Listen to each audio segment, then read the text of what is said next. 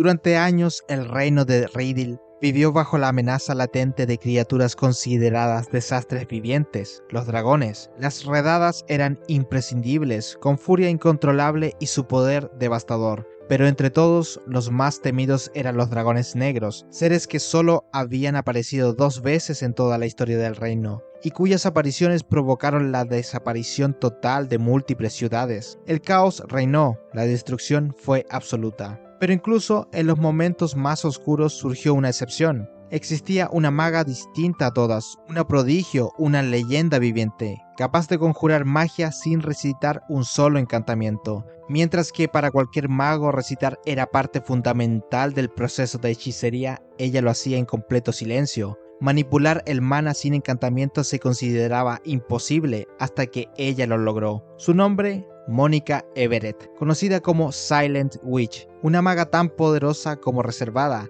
que alcanzó lo más alto de la jerarquía mágica de Rydil, formando parte de los legendarios 7 sabios. En lo más profundo del bosque, alejada de la mirada del mundo, se escondía una pequeña cabaña. Allí vivía Mónica, aislada en un lugar donde el silencio reinaba, roto solo por los pasos tímidos de una pequeña visitante que llegaba cada cierto tiempo con provisiones, frutas, verduras y pan. Mónica abrió la puerta medio dormida y la niña entró sin ceremonias, saludando al gato negro de la maga llamado Nero. Al observar el caos reinante en la habitación, papeles tirados, libros apilados, fórmulas garabateadas por doquier, la pequeña preguntó si podía tirar los papeles, convencida de que eran basura. Mónica se negó de inmediato. Eran importantes, eran cálculos, investigaciones, desarrollos mágicos, pero para la niña todo aquello era un misterio. No entendía a qué se dedicaba Mónica, aunque tenía claro que era alguien extraña. Entonces recordó un hecho reciente. Hacía 3 meses, una horda de dragones había atacado el pueblo, pero lo más aterrador era que los comandaban nada menos que el legendario dragón negro de Worgen. Por eso enviaron a los 7 sabios, y fue la más joven de ellos, la Silent Witch, quien acabó con todos los dragones por sí sola. La niña hablaba con entusiasmo, sin saber que justo frente a ella estaba la heroína de la que hablaba. Mónica la escuchaba en silencio, nerviosa, al borde del colapso. Sentía una incomodidad tremenda ante la idea de que hablaran de sus hazañas, aunque no supieran que era ella. La presión emocional la superaba. Por eso, para terminar la visita cuanto antes le entregó su paga. Fue una cantidad más alta de la habitual, diciéndole que era por todos los envíos acumulados y también como gesto de agradecimiento. La niña la miró con desconfianza. ¿De dónde sacaba dinero alguien que no salía de casa? Mónica improvisó una mentira. Dijo ser profesora de matemáticas. La pequeña, sorprendida, recordó que un hombre había llegado recientemente al pueblo diciendo que era colega de Mónica. Tal vez también era profesor, y entonces, sin imaginar lo que provocaba, decidió conducir al sujeto hasta la cabaña. El corazón de Mónica se aceleró. Un sudor frío recorrió su frente, sus piernas comenzaron a temblar. Sabía perfectamente quién era ese hombre. Entonces una voz se escuchó desde la entrada. Mónica se abalanzó con rapidez, pero antes de que pudiera cerrarle la puerta, la mano del visitante la sostuvo con firmeza. Mónica trató de forzar el cierre, pero los nervios le ganaron. Temblando, cayó de rodillas y soltó la puerta. Alzó la vista. Era él, Louis. Louis Miller, uno de los 7 sabios conocido como el mago de las barreras. Había llegado acompañado de una mujer y agradeció con gentileza a la niña por haberlos guiado. Ella, tras despedirse con una sonrisa, se marchó. Mónica, aún en shock, levantó la cabeza con timidez y saludó a Louis. Él respondió con calma. La joven maga los invitó a pasar e inmediatamente usó su magia para ordenar el desastre de su habitación. Hojas volaban en el aire, libros regresaban a su lugar y el caos tomaba armonía con solo unos gestos sutiles. Louis la observaba en silencio pensando. Le parecía increíble que aquella joven que apenas podía hablar sin temblar hubiera dominado el arte de conjurar sin palabras. Para cualquier otro eso habría sido impensable, pero Mónica no era cualquier otra. Durante su época de estudiante estuvo a punto de fallar su grado debido a su ansiedad social, incapaz de recitar hechizos frente a los examinadores. Sabía que debía encontrar otra solución, y lo hizo. Mientras otros habrían intentado superar sus miedos, Mónica optó por redefinir las reglas. Inventó una forma de usar magia sin hablar. Así, con un método completamente ortodoxo, dominó lo imposible y ascendió hasta convertirse en uno de los 7 sabios. Lois no había venido por cortesía. Había algo importante que necesitaba discutir. Ordenó a su acompañante, Rin, que levantara una barrera antisonido. Ningún ruido entraría o saldría de ese lugar. Mónica se sorprendió. Rin era un espíritu mayor del viento. También podía hacer magia sin encantamientos. Por un instante Mónica pensó, si todas las personas pudieran hacerlo así, quizá yo no habría tenido que desarrollar la magia silenciosa por mi cuenta. Después de servir café, Mónica se sentó a escucharlo. Lois le explicó que actualmente se encontraba sirviendo como guardaespaldas del segundo príncipe, Félix, bajo órdenes directas del rey. Aunque su lealtad pertenecía a la facción del primer príncipe, se le había encomendado proteger a Félix sin que nadie lo notara, una misión peligrosa y secreta. El príncipe estudiaba en la Academia Serendia y vivía en sus dormitorios. Infiltrarse sería lo ideal, pero Lois era demasiado conocido. Por eso fabricó un artefacto, un broche con múltiples funciones. Al mostrárselo a Mónica, ella lo analizó con solo una mirada y describió a la perfección todas sus funciones. Detección de peligro, barreras mágicas y físicas, mensajería, seguimiento y una barrera híbrida muy avanzada. Lois se quedó sin palabras, era exactamente lo que había diseñado, y aquel broche era idéntico al que le había entregado al príncipe. Pero había un problema, el broche se rompió al día siguiente. Todo su esfuerzo, noches sin dormir e incluso días sin poder ver a su querida esposa habían sido en vano. El broche se había roto. Lois lo supo al instante. Preocupado, se dirigió de inmediato a la Academia Serendia, esperando encontrar señales de conflicto, una amenaza, una grieta en la seguridad del príncipe. Pero no había nada. Los instructores le aseguraron que todo estaba en orden, no había ocurrido ningún incidente. El artefacto, decían, probablemente se rompió por un descuido. Pero Lois no confiaba en su suerte ni en las coincidencias. Por eso regresó con una nueva propuesta, una que solo podía ser encomendada a una persona, Mónica. Ella que siempre evitó mezclarse con la nobleza, ella cuya capucha baja y mirada esquiva la convertía en una sombra a las ceremonias. Pocos sabían cómo lucía realmente, y quién podría imaginar que aquella chica tímida, de presencia anódina y pasos tímidos, era una de los 7 sabios. Justamente por eso era perfecta para infiltrarse. Cuando Lois le propuso la misión, Mónica rompió en lágrimas. Los nervios le ganaban. No podía, no quería hacerlo. Su timidez era más fuerte que cualquier hechizo y el simple hecho de tener que relacionarse con personas la aterraba más que cualquier dragón. Se tumbó sobre la mesa sollozando, rogando que no se lo pidiera. Pero Lois no dio marcha atrás. La magia sin encantamientos de Mónica era ideal para una misión que requería absoluta discreción. Ella no lo aceptaba. Llorando, alegó que apenas 3 meses atrás había enfrentado a una horda de dragones. ¿No era eso suficiente? Lois, sin alterarse, replicó con frialdad. Él había hecho eso mismo 10 veces en esos mismos 3 meses. Ser uno de los 7 sabios no era un título de reposo, era una responsabilidad. Mónica, aún temblando, murmuró que ella se convirtió en sabio por un proceso de selección, como si no lo mereciera realmente. Pero Lois no aceptó excusas, sabía dónde presionar. La atacó con lo único que no podía controlar, su propia ansiedad. Y Mónica colapsó. Cayó inmóvil, incapaz de moverse, con los ojos vidriosos y la mente paralizada por la presión, aunque aún estaba consciente. Lois, sin detenerse, aprovechó ese instante para explicarle los detalles de la misión. Muchos años atrás, una niña sin familia vivía en un monasterio en el condado de Kerbeck. La antigua condesa, al verla, notó un extraño parecido con su difunto esposo. Movida por un impulso incomprendido, decidió adoptarla. Desde entonces, la niña conoció el calor de un hogar, el cariño y la seguridad. Pero la felicidad fue efímera. La condesa enfermó y murió, y con su partida la hija legítima de la nobleza rechazó a la niña adoptada. La despojó de su lugar, la obligó a trabajar como sirvienta. Esa fue la cruel transición de una infancia feliz a una juventud de servidumbre. Y esa niña sería Mónica. La historia había sido fabricada, una identidad falsa tejida con precisión, y esa era la tapadera con la que debía infiltrarse en la academia, como conserje personal de la hija de la condesa. Al oír esto, Mónica volvió a colapsar. La presión fue demasiado, solo el maullido de Nero, su gato, fue capaz de sacarla de su letargo. Y entonces lloró desconsoladamente. No se sentía capaz de proteger a un príncipe, ni siquiera se sentía capaz de protegerse a sí misma. Nero, intentando consolarla, le preguntó con simpleza por qué no huía si no quería hacerlo.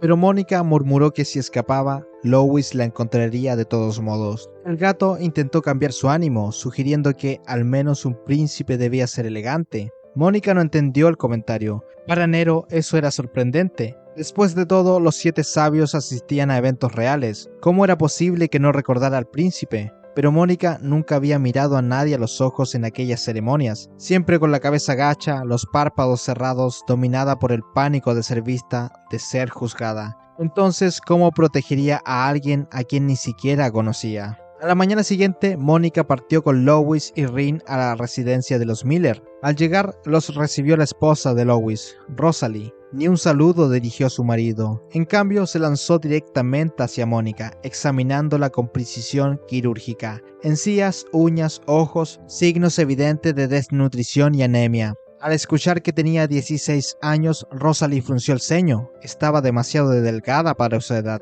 No era saludable. Sin esperar opinión alguna, se la llevó consigo. Lois, algo molesto, protestó por haber sido ignorado. Rosalie solo replicó que los pacientes siempre iban primero. Una vez todo estuvo más tranquilo, Lois continuó con los detalles de la misión. A Mónica le preocupaba que la historia que le habían asignado manchara la reputación de la casa Kerbeck, pero el conde actual lo había aprobado.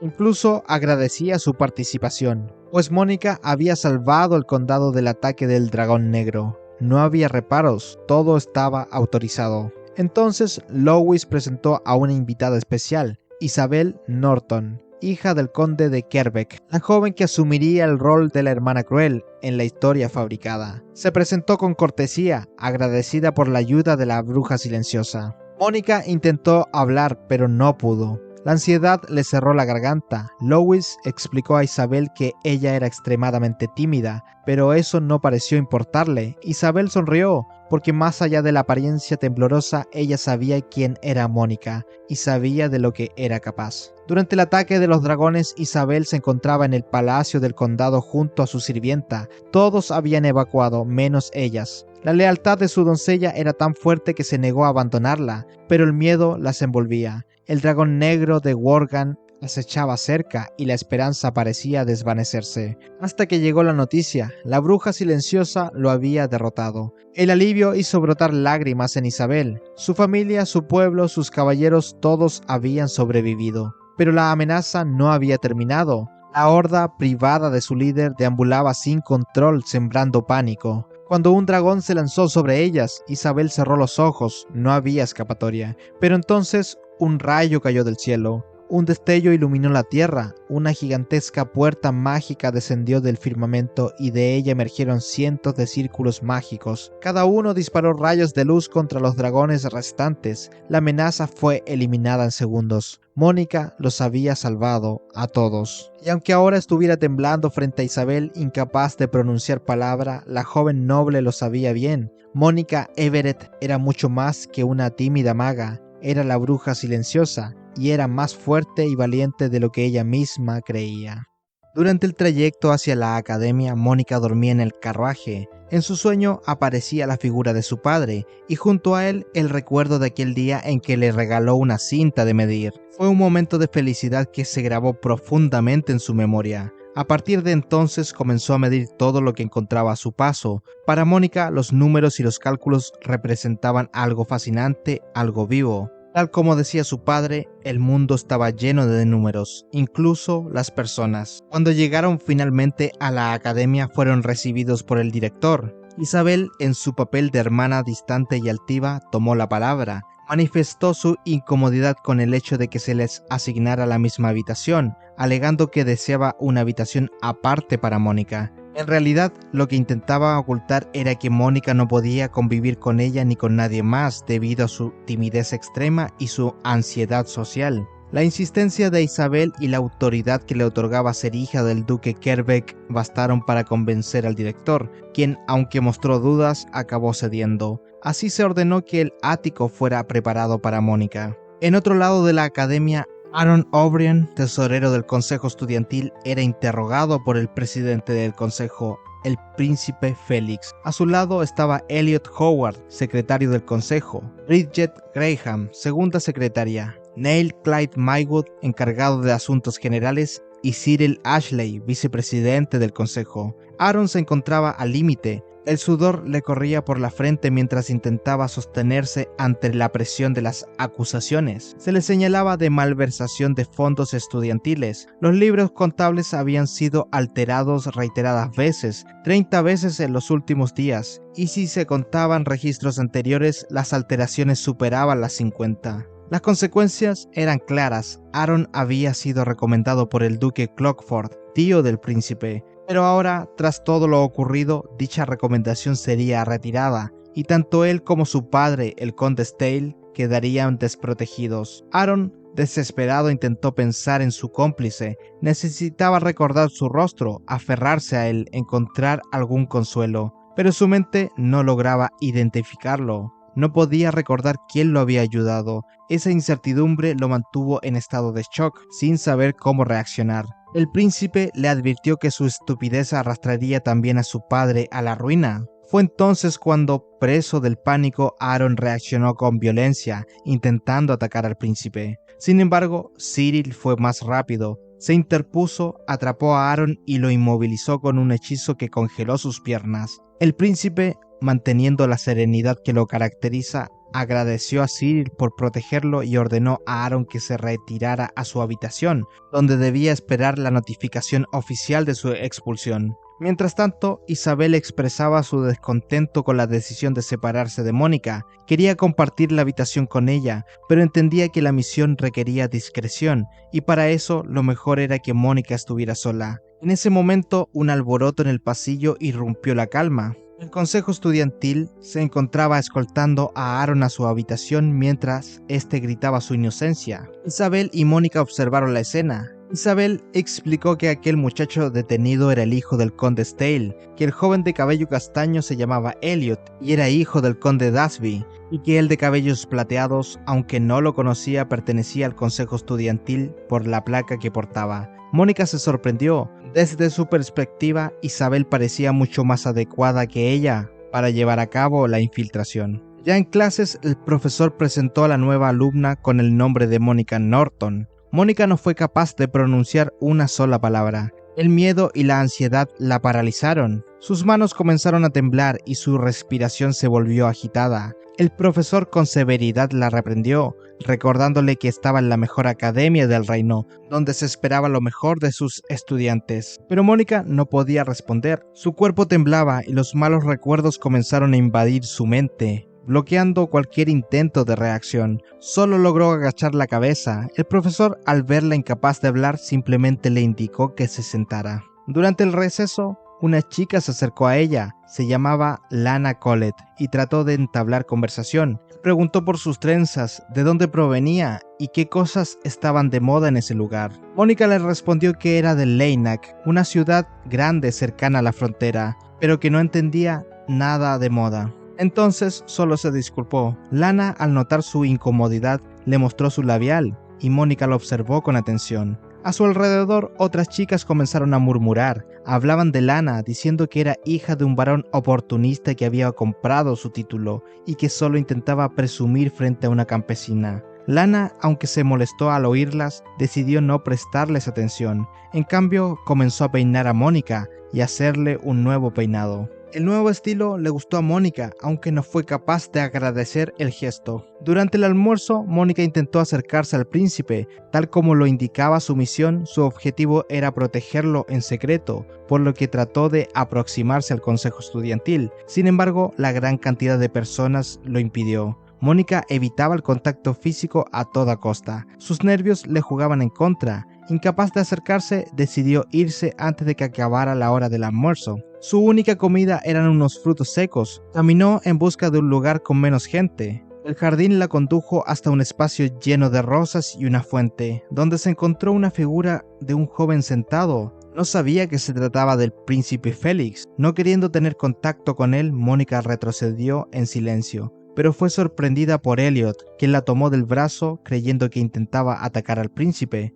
Al verla con algo en las manos, asumió que llevaba un arma y comenzó a interrogarla. Mónica intentó explicarse, no era un arma, solo llevaba su comida, pero Elliot no le creyó. Le preguntó por qué estaba en un lugar tan solitario. Mónica, incapaz de responder, estuvo al borde del llanto. El miedo se apoderó de ella. En medio del forcejeo cayó al suelo y los frutos se esparcieron en el césped. El príncipe, manteniendo su calma habitual, se acercó. Con un simple gesto pidió a Elliot que la soltara, recogió los frutos y le habló con amabilidad. Sabía que una nueva alumna había ingresado en segundo año y asumió que se trataba de Mónica Norton. Mónica, con los ojos llorosos, asintió en silencio. El príncipe le entregó los frutos y se disculpó por haberla molestado. Mónica intentó hablar para agradecerle, pero no pudo. Los nervios se lo impidieron. Fue entonces cuando el príncipe sintió un peligro inminente. Sin dudarlo, se lanzó sobre Mónica para protegerla. Desde uno de los balcones caía un macetero directo hacia él. Pero antes de que ocurriera la tragedia, una corriente de aire interceptó el objeto. Mónica, sin pronunciar encantamiento alguno, había usado su magia para desviar el macetero. Elliot, al ver lo ocurrido, alzó la vista hacia el balcón y corrió para investigar al responsable del atentado. Aún tendida en el suelo, Mónica alzó lentamente la mirada. Sobre ella, el rostro del príncipe Félix reflejaba preocupación. Preguntó si estaba herida, pero su cercanía fue demasiado para Mónica. La ansiedad social que cargaba como una sombra invisible se apoderó por completo de su cuerpo. Su respiración se volvió errática, el entorno se difuminó y se desmayó. Sumida en la inconsciencia, su mente la arrastró hacia un rincón olvidado de su pasado. La pesadilla emergió con una crudeza casi física. Una niña sentada con la cabeza gacha, encerrada como prisionera en una habitación oscura. Contaba sin cesar, una y otra vez, como si aferrarse a los números fuera su única defensa ante el caos. Frente a ella, un hombre gritaba, golpeándole con una botella en el rostro. La insultaba sin cesar, culpando a su padre de todos sus fracasos, de todos los males que arrastraba. Mónica despertó sobresaltada. Estaba en la enfermería de la academia. La responsable de la salud de la clase, Thelma Karch, la esperaba con gesto tranquilo. Le informó que había sido trasladada allí tras desmayarse y que había ido a cuidarla personalmente. Con las manos delicadas acarició su cabello y lo acomodó con gentileza. Le explicó que una vez se sintiera mejor, podría regresar a sus aposentos. De regreso al ático, Mónica dejó caer su cuerpo exhausto sobre la cama. Nero la recibió con un movimiento pausado de su cola. Apenas lo vio, Mónica rompió en llanto. No soportaba estar en ese lugar. Su corazón desbordado por los errores cometidos, por su incapacidad de hablar, de actuar como se esperaba. Se sentó en su escritorio y comenzó a hablarle a Nero, explicándole cómo había arruinado todo desde el primer momento. Uno tras otro, los errores se acumulaban en su mente como una cuenta interminable. Nero la escuchaba en silencio hasta que con su voz particular propuso una solución sencilla: borrar los recuerdos de las personas, modificar sus percepciones. Pero Mónica se negó. Esa clase de magia, la que afecta a la mente, era peligrosa. A veces causaba amnesia, otras confusión, y no podía permitirse herir a quienes habían sido amables con ella. Sentía un agradecimiento silencioso, incapaz de expresarse en palabras, pero real. Quería agradecerles, solo que aún no se atrevía. Fue entonces cuando Nero declaró que la ayudaría. De repente, un remolino de magia envolvió su cuerpo y tomó forma humana. Mónica, sorprendida, gritó y comenzó a correr por la habitación, perseguida por aquella figura inesperada. Pero el juego se irrumpió bruscamente. Nero se detuvo, había visto algo desde la ventana. Con un gesto serio señaló el exterior. Mónica se acercó con cautela. Entre las sombras una figura sospechosa se movía. Nero pensó que podría tratarse del responsable de los atentados contra el príncipe. Mónica no lograba distinguir su rostro, pero sí lo reconoció. Sabía quién era. Esa noche, al cerrar los ojos, Mónica fue arrastrada al mundo de los sueños. Esta vez no hubo gritos ni violencia, sino el recuerdo cálido de su infancia. Su padre, siempre enfrascado en investigaciones, se sentaba junto a ella. Ella lo observaba con admiración, fascinada por los números. Le preguntó si, al resolver esos cálculos, terminaría sus estudios. Su padre le respondió que aquello era solo una parte, que la investigación tal vez no llegaría a nada, o que sería tan difícil que ni siquiera él lograría completarla en vida, pero que no importaba, porque no había nada más divertido que un reto difícil. Al amanecer, Mónica se sirvió una taza de café y quedó pensativa. Recordó cómo Lana le había preguntado por su peinado. Jamás se lo había planteado antes, no lo creía importante, era una cuestión que había considerado irrelevante. Miró a Nero y le pidió su opinión. Él, entre bromas, respondió que filosofaba demasiado, pero aún así le ofreció una reflexión valiosa. Si la vida estaba llena de cosas fútiles, no había nada de malo en disfrutar de ellas. Mónica lo pensó detenidamente. Vivir era algo complicado para ella, demasiado complicado. Pero recordó las palabras de su padre, y como si aquellas frases fueran una brújula, decidió ponerse un reto. Cuando llegó a clases, reunió el valor suficiente y se acercó a Lana. Con dificultad logró agradecerle por el peinado del día anterior y le devolvió el listón que había usado para atarle el cabello. Aún con la voz temblorosa, le preguntó si podía enseñarle a peinarse. Lana, divertida y enternecida, le pidió que se sentara a su lado. Comenzó a peinarla explicándole que el peine lo había fabricado un artesano que también creaba joyas. Su voz tenía un ritmo entusiasta, pero de pronto vaciló, se estremeció y le preguntó si la conversación le resultaba aburrida. Mónica negó con la cabeza. A ella también le decían que era aburrida por hablar solo de números. La confesión provocó una risa sincera en Lana. En ese instante, una figura llamó la atención de todos. Elliot, el secretario del consejo estudiantil, entró al salón buscando a alguien. Sus ojos se posaron sobre Mónica. Ella, presa del pánico, se escondió entre las cortinas, deseando volverse invisible. Pero Elliot ya la había visto. Se acercó, abrió las cortinas con firmeza y le pidió que la acompañara. Fueron hasta el consejo. Allí el príncipe Félix los esperaba. Mónica, aún nerviosa, aprovechó la ocasión. Reunió el coraje necesario y con esfuerzo le agradeció por haberla protegido y por llevarla a la enfermería. Pero no era lo único que deseaba decir. Había una duda que no podía ignorar. Le preguntó por qué había salido la noche anterior de su dormitorio. El príncipe con calma respondió que no sabía de qué hablaba. Tal vez había visto a un intruso. Mónica explicó que no lo había reconocido por el rostro,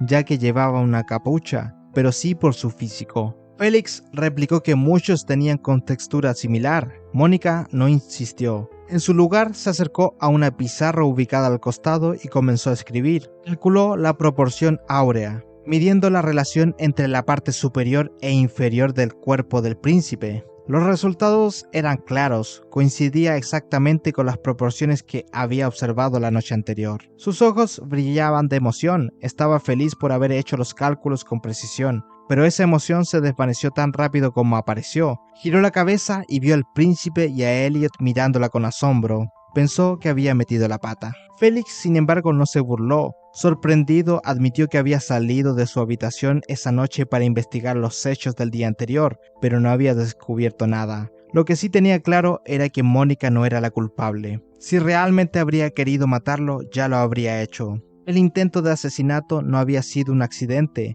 Lo de la maceta era solo una señal, algo más oscuro se gestaba. Todo había comenzado cuando Aaron fue descubierto por malversar fondos. Aunque se le había ordenado permanecer encerrado hasta su expulsión, el chico había dado a entender que no actuó solo, que tenía un cómplice. Por eso, el día anterior tendieron una trampa en el jardín trasero, y quien apareció allí fue Mónica. Elliot, buscando presionarla, insinuó que era cómplice de Aaron. Mónica, horrorizada, negó con firmeza. No tenía nada que ver. Elliot entonces le lanzó un desafío. Si no era la cómplice, entonces debía encontrar al verdadero culpable. Y sin más escapatoria, Mónica aceptó.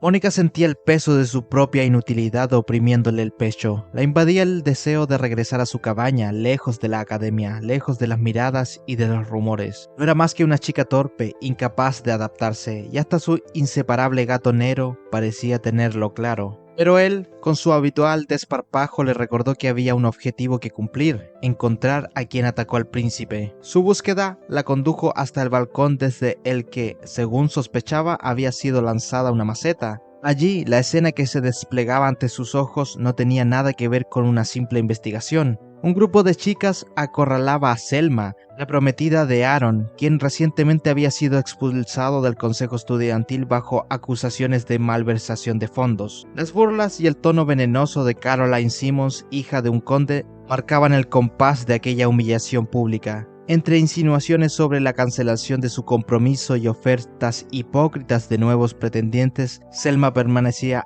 atrapada bajo una red invisible de desprecio. Fue entonces cuando Lana Collett, con fría determinación, intervino para abrir paso a Mónica. Las palabras de Lana, cargadas de filo educado pero mordaz, buscaron perforar la arrogancia de Caroline. El intercambio escaló en tensión hasta que un empujón de Caroline desató el accidente. Lana perdió el equilibrio y chocó contra Mónica, que se encontraba junto a las escaleras. El mundo pareció inclinarse de golpe y en un instante Mónica caía hacia abajo. Su mente trabajó más rápido que su cuerpo. Podía salvarse con magia de viento, pero eso delataría sus habilidades. Quizá una barrera corporal la protegería, pero el rebote sería antinatural. No podía revelar su dominio avanzado. La solución apareció en medio de la desesperación: unir los cantos de los escalones con una barrera invisible para deslizarse de forma controlada. Lo hizo justo a tiempo, reduciendo el impacto, aunque el descenso terminó en un choque contra Cyril Ashley, el vicepresidente del consejo estudiantil. El contacto fue breve, pero suficiente para que Mónica notara el frío de sus manos y una extraña fuga de poder mágico. Cyril, lejos de mostrarse molesto, se preocupó por su estado. Lana bajó rápidamente, dispuesta a aclarar lo ocurrido, pero Caroline no tardó en intervenir, retorciendo los hechos para acusar a Lana de haber provocado la caída. En ese momento de jerarquías, la voz de una noble de mayor rango podía convertir una mentira en verdad. Mónica lo sabía, tenía que proteger a Lana o la culparían, pero su timidez la asfixiaba. Cada intento de hablar se ahogaba en su garganta, pero el riesgo de que Lana fuera castigada o expulsada rompió su silencio. Con un hilo de voz, asumió la culpa, afirmando que había sido un simple resbalón. Sin esperar respuesta, huyó escaleras arriba. Su objetivo la esperaba, el aula desde donde creía habían lanzado la maceta. Allí encontró a Bridget, la secretaria del consejo, tocando el piano. Mónica pidió permiso para revisar el balcón, y entre las macetas halló una con signos evidentes de haber sido utilizada. El peso, la tierra fresca y las huellas dieron una pista clara. Ensució sus guantes al revisarla, guardando mentalmente cada detalle. Pero el acceso a la llave del aula estaba controlado por el profesorado y por el momento no podía hacer más. Mientras tanto, en la sala del consejo estudiantil, el príncipe Félix conversaba con Elliot sobre el incidente. Elliot desconfiaba de Mónica, ya que no era una noble, pero reconocía su utilidad para pasar desapercibida. Félix, determinado a resolver el asunto sin depender del duque Clockford, la recibió con curiosidad cuando entró. Ella, después de todo lo visto, ya tenía la respuesta. Sabía quién había sido el responsable. En el aula, Selma soportaba una nueva oleada de burlas. Un grupo de compañeras, con sonrisas falsas y voces empalagadas, insistían en recordarle la desgracia de su prometido, Aaron, que estaba a punto de ser expulsado. Se ofrecían como amigas, como si su compañía fuera un acto de generosidad y no un espejo donde la humillación se volvía pública. La puerta se abrió. Elliot, secretario del consejo, interrumpió la escena y llamó a Selma. La condujo hasta la sala del consejo, donde el príncipe Félix aguardaba con gesto serio. Allí las piezas comenzaron a encajar. Félix mencionó dos incidentes: la caída del cartel en la ceremonia de ingreso y más reciente la maceta que casi golpea al príncipe. Según afirmaba Mónica Norton, Selma era responsable de ambos. Mónica, al ser señalada, sintió como su corazón se aceleraba. Titubeó al responder, pero pronto comenzó a explicar con meticulosidad el lugar desde el que se había caído la maceta, siguiendo la trayectoria, la velocidad y el ángulo del impacto. Su mente se iluminó con cálculos y números, perdiéndose en un torrente de fórmulas que el príncipe interrumpió para que se fuera al punto. Recuperando su timidez, Mónica reveló que la maceta había sido lanzada desde el balcón del cuarto piso, junto a la segunda sala de música. Al revisar las solicitudes de uso, Selma aparecía como presente ese día. Selma intentó desviar la acusación, alegando que solo había regado las flores, pero Mónica siguió. Recordó que ambas tenían una estatura similar y que el muro del balcón era lo bastante alto para impedir caídas accidentales, y que en el lugar había una maceta colocada boca abajo. Detalló que en la enfermería había visto las manos de Selma limpias y delicadas, y ese día no cubría sus manos con guantes. Esos mismos guantes, con sus iniciales bordadas, habían aparecido en el basurero junto a la sala de música. La presión fue demasiada. Selma, con voz quebrada, confesó, admitió haber dejado caer la maceta y el cartel, y reveló que había inducido a Aaron a malversar fondos del consejo. No lo hizo por rencor ni por ambición, sino por amor, asumiendo la culpa para protegerlo. Suplicó que tuviera piedad, que no le arrebatara a su prometido. El príncipe ordenó que regresara a su habitación. Mónica, al verla irse, sintió un peso en el pecho. Sabía lo que significaba intentar asesinar a alguien de la realeza. Toda su familia pagaría las consecuencias. El príncipe percibió su inquietud y, rompiendo la dureza de su postura, le aseguró que suavizaría los hechos. En lugar de un castigo ejemplar, Selma sería expulsada por problemas de salud. La había conmovido ver a alguien arriesgarlo todo por una persona que amaba. El ambiente cambió cuando Mónica, sin poder evitarlo, se fijó en los documentos del escritorio del príncipe. Entre cifras y balances notó discrepancias evidentes. Con entusiasmo genuino señaló los errores, explicando que las cuentas parecían manipuladas pero de forma torpe. Su soltura con los números no pasó desapercibida por Félix, que le propuso encargarse de revisar las finanzas del consejo. Mónica, feliz de poder sumergirse en lo que más disfrutaba, aceptó sin pensar, hasta que, con solemnidad, el príncipe la nombró nueva tesorera. El impacto la dejó sin palabras. Esa noche, ya en su habitación, seguía sin asimilarlo. Nero, su gato, intentó sacarla de su trance, pero el peso de la responsabilidad y su propio miedo la hicieron derrumbarse. No podía proteger al príncipe desde un cargo que jamás había querido. Al día siguiente, en la presentación oficial, Félix destacó que Mónica había revisado 5 años de cuentas en pocas horas. Ella, intimidada por las miradas, señaló que le sorprendía lo descuidada que estaban, comentario que provocó el disgusto inmediato de Cyril. La tensión quedó flotando en la sala, y esa noche, de regreso a su cuarto, Mónica volvió a repetirlo en silencio. Quería regresar a su cabaña. Esa noche, mientras la academia dormía, Cyril repasaba los documentos que Mónica había corregido. Sus manos pasaban con precisión sobre cada hoja, aunque la incredulidad se dibujaba en su rostro. Le resultaba inconcebible que el príncipe hubiera nombrado a una estudiante recién llegada como tesorera. Las cuentas, sin embargo, estaban impecables. Ese hecho le incomodaba tanto como la forma en que ella había hablado ante su Alteza, una actitud que, para él, rozaba la falta de respeto. Fue entonces cuando, al observar con determinación la caligrafía de Mónica, una chispa de reconocimiento cruzó por su mente. Había visto esa escritura antes. Un pensamiento peligroso comenzó a tomar forma. Se apresuró a salir de la habitación para comprobarlo, pero en cuanto cruzó el umbral, una niebla extraña pareció instalarse en su mente. Las palabras se desvanecieron, las razones se borraron. Incapaz de recordar qué estaba haciendo, decidió que lo mejor era descansar. La mañana siguiente, Mónica tomaba café en la soledad de su habitación. La resolución del incidente reciente no le dejaba del todo tranquila. El peso de lo ocurrido con Selma todavía se mantenía en su conciencia. Más tarde visitó a Isabel. Desde fuera, cualquiera que escuchara pensaría que la joven noble estaba reprendiendo con dureza a su hermana deshonrada por el nombramiento como tesorera. Era un espectáculo calculado para los oídos indiscretos, parte del disfraz que protegía la verdadera misión de Mónica, velar por la seguridad del príncipe sin que nadie lo supiera. Tras el acto, Isabel celebró su propio talento teatral junto a su doncella, Ágata, quien la elogió por encarnar perfectamente a una villana. Entre bromas, Mónica señaló que no era necesario romper la vajilla, y supo entonces que todo había sido preparado para no desperdiciar nada valioso. Isabel incluso felicitó a Mónica por su nuevo cargo y comentó su peinado, prometiendo imitarlo en otra ocasión. En las clases, la presión no tardó en reaparecer. Los murmullos se esparcían como veneno. La pueblerina convertida en tesorera era para muchos un insulto al orden establecido.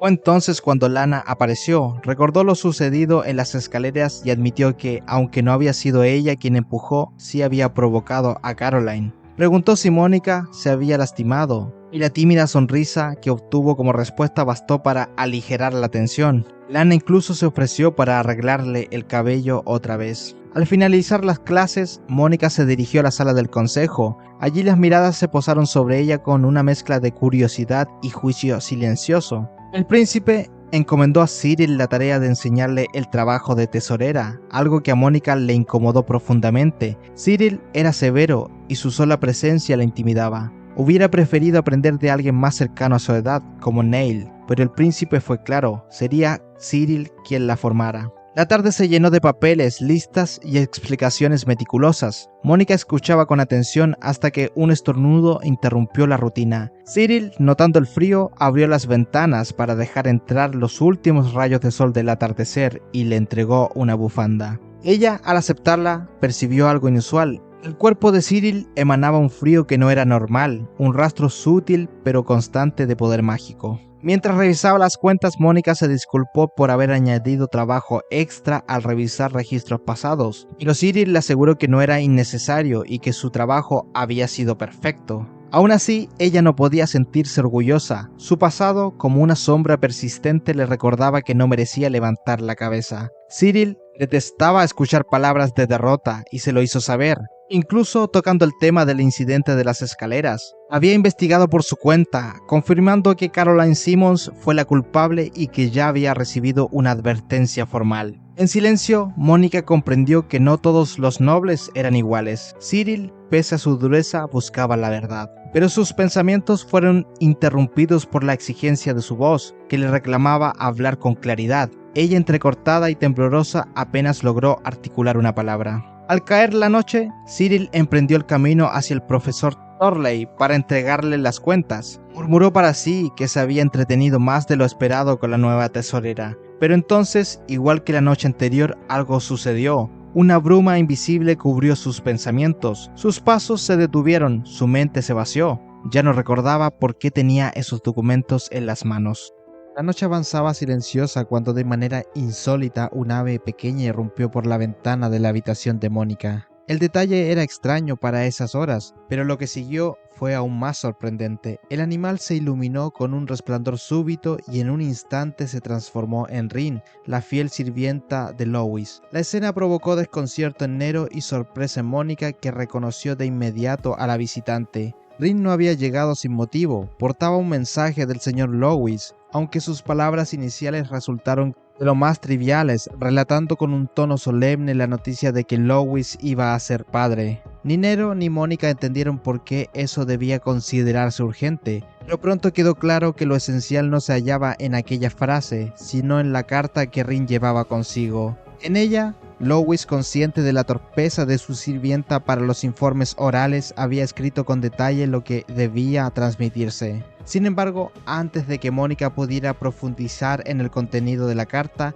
Rin percibió algo inquietante a través de la ventana. En la lejanía del bosque, un exceso de magia de hielo emanaba desde el dormitorio masculino de la academia. No muy lejos de allí, Cyril avanzaba con pasos pesados, al borde del colapso, aferrado a la idea de llevar un informe crucial al príncipe sobre el culpable que había manipulado las cuentas. El agotamiento, no obstante, comenzó a nublar sus pensamientos hasta el punto de que olvidó lo que debía comunicar. Su magia, incapaz de ser contenida, se desbordó. El hielo lo envolvió con violencia, atrapándolo en una prisión que se expandía a cada segundo. Cuando Mónica llegó al lugar, encontró a Cyril totalmente congelado. Reconoció enseguida lo que ocurría. No era un simple descontrol, sino un trastorno de absorción excesiva. Era incapaz de detener el flujo de energía mágica que lo rodeaba, acumulándola sin límites. Mónica recordó entonces el broche que Cyril llevaba siempre consigo y dedujo que aquel artefacto estaba implicado. Rin, gracias a su visión espiritual, confirmó que el broche absorbía poder mágico de los lugares y la canalizaba hacia el muchacho. El intento de Nero por arrancar el broche terminó en desastre, pues el artefacto lo lanzó por los aires con una fuerza descomunal. Cyril, medio inconsciente, se aferró a aquel objeto con una obstinación que rayaba en la desesperación, murmurando entre delirios que no pensaba soltarlo porque se lo había entregado su padre. Desde el hielo que se erguía como una montaña, el joven comenzó a atacar con fragmentos afilados de escarcha. Pero Mónica repelió cada uno con fuego abrasador, levantando barreras y lanzando esferas ígneas que pulverizaban el hielo sin esfuerzo. El enfrentamiento escaló rápidamente. El hielo se alzó formando estructuras cada vez más violentas, mientras Cyril repetía entre sollozos que debía ser reconocido. Fue entonces cuando Mónica, concentrando un poder devastador, creó una serpiente colosal de fuego que rodeó la montaña de hielo. La criatura ardiente aplastó la prisión helada, derritiéndola hasta liberar al joven atrapado. Cyril, debilitado, apenas pudo balbucear recuerdos inconexos antes de desmayarse por completo. Sumido en un sueño febril, Cyril revivió los episodios más dolorosos de su infancia. Recordó a su padre, un noble ocioso que maltrataba a su madre plebeya hasta que el alcohol lo consumió. Por un breve instante creyó que la muerte de aquel hombre les daría paz, pero pronto supo que el marqués Hyaun había solicitado adoptarlo. El rostro de su madre, sorprendido y confundido ante la noticia, fue suficiente para que Cyril comprendiera su nuevo destino. Desde entonces se convenció de que debía esforzarse más, ganar reconocimiento y valor, no solo por su madre, sino también por el noble que lo había adoptado. Cuando despertó en el bosque, el broche estaba en manos de Mónica, que lo examinaba con detenimiento. Aunque Cyril exigió recuperarlo, apenas tuvo fuerzas para hablar antes de volver a perder el conocimiento. Mónica se lo devolvió sin vacilar, no sin antes reforzarlo con una fórmula protectora que lo ayudaría a controlar el trastorno. Para ella no se trataba de una maldición, sino de una capacidad que, bien administrada, podía convertirse en una virtud. Consciente de la gravedad de lo ocurrido, Mónica pidió a Nero que cuidara de Cyril mientras ella continuaba con Rin por el bosque. Sin embargo, en su mente persistía una sospecha. Los síntomas que había mostrado el joven no correspondían únicamente a un exceso de absorción mágica, sino que recordaban más a una intrusión psíquica, una manipulación mental oculta tras los desórdenes de poder. El rastro de sospechas condujo a Mónica hasta una casa en el corazón del bosque. Allí, en medio de la penumbra, apareció el profesor Thornley e intentó detenerla, recordándole el toque de queda. La excusa no engañó a Mónica, sabía demasiado. Sus recuerdos de los documentos revisados, cada número grabado en su memoria, le permitieron confrontarlo. Descubrió así la verdad. Desde hacía años las cuentas del consejo habían sido manipuladas, y justo cuando Thornley había asumido como consejero, las irregularidades habían aumentado con precisión calculada, perfeccionándose hasta multiplicar la malversación de fondos. Acorralado, Thornley intentó justificarse, alegando la necesidad de recursos para la investigación mágica. Luego, con un ademán agresivo, la sujetó del brazo y comenzó a entonar un hechizo prohibido. Una fórmula de intrusión psíquica emergió de sus labios, diseñada para borrar la memoria de la joven. La sucesión de sus palabras arcanas parecía invocar un poder perfecto, pero Mónica percibió enseguida los huecos y errores que corroía la estructura de la magia. No había perfección en aquel conjuro, solo arrogancia mal construida. La bruja anuló el hechizo con facilidad. Su propia energía se desplegó en una danza de mariposas luminosas, cada una formada por fórmulas mágicas entrelazadas con exactitud impecable. Thornley retrocedió con horror al ver cómo su trabajo era deshecho y reescrito ante sus ojos, comprendiendo en ese instante la magnitud del poder de Mónica. Trató de resistirse, pero fue inútil. Las mariposas lo rodearon y se posaron sobre él, borrando de su mente el recuerdo de lo que acababa de presenciar. El efecto fue inmediato. En el bosque, el cuerpo de Thornley permanecía desmayado, mientras Mónica, inquieta, observaba los efectos de su propia obra. Había roto las normas al recurrir a un arte tan prohibido, y la duda sobre las consecuencias la llenaba de preocupación. Rin, sin embargo, intervino con calma, asegurando que Louis se encargaría de él, lo interrogaría y lo castigaría como correspondía. Mónica, aún nerviosa, veía al profesor murmurar incoherencias sobre cerdos mientras sonreía en sueños, atrapado en una realidad ilusoria que solo él podía experimentar. Pasaron algunos días y en la academia los rumores comenzaron a circular como un río desbordado. Todos hablaban sobre la repentina detención del profesor Thornley y sobre las investigaciones secretas en torno a su uso de una magia inquietante. La noticia se expandió con rapidez y en los pasillos se murmuraba que había sido uno de los legendarios 7 sabios quien había intervenido. Aunque Mónica temió por un instante haber sido descubierta, pronto se supo que el supuesto responsable había sido Louis Miller, conocido como el Mago de las Barreras, un hombre venerado en la capital. Mientras tanto, la vida cotidiana de la academia parecía reanudarse entre clases y descansos. Mónica, distraída en pequeños detalles como la perfección del trenzado de su cabello, intentaba disimular su nerviosismo. Sin embargo, el interés de los demás se centraba en los grandes nombres y figuras de poder, en aquellos que formaban parte de los 7 sabios, cuyas leyendas seguían creciendo entre los estudiantes. En su habitación, el príncipe Félix mantenía contacto con Wildaun, un espíritu superior de agua y protector del príncipe.